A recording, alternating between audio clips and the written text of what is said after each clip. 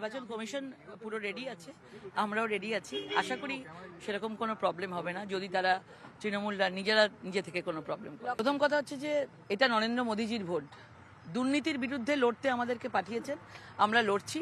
সরাসরি দুর্নীতি হচ্ছে আমাদের প্রধান প্রতিপক্ষ।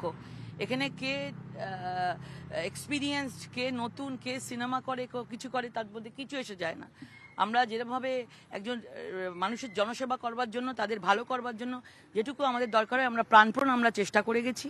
আর আমাদের পোলিং এজেন্টদের গায়ে মানে টাচ করলে, একজনও যদি আমাদের পোলিং এজেন্টদের গায়ে টাচ করে, সেই রকমভাবে আমরা তাদেরকে সেরকমভাবে ট্রিটমেন্ট করব।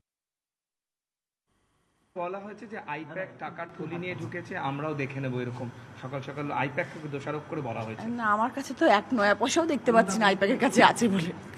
কোনো টাকা পয়সার কোনো চিহ্নমাত্র কোথাও দেখতে পাচ্ছি না। যা করছি সব খেটে করছি, 1.5 মাস ধরে এখানে থেকে করেছি, প্রচার করেছি এত পরিশ্রম করে খেটে। মানুষ যদি ভালোবাসেন, মানুষ যদি পাশে থাকেন, সব ঠিক থাকবে। তৃণমূল এজেন্টদেরকে কি বার্তা দেবে আজকের দিনে?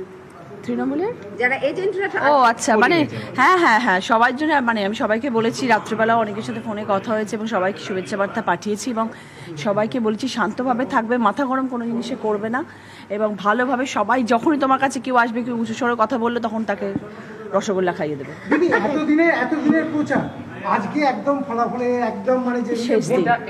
এটা কোন রসগোল্লা? এটা মিষ্টি, না মিষ্টি রসগোল্লা সবাইকে খাইয়ে দেবে, আর তারাও জানে মিষ্টির বাণী বলে। দিদি, এতদিনের প্রচার আজকে ভোট গ্রহণ, মানে একদম ভোটের দিন, কোন স্পেশাল কিছু বার্তা? না দেখো, আমি মানে সত্যি কথা বলতে আমি ভীষণ টায়ার্ড।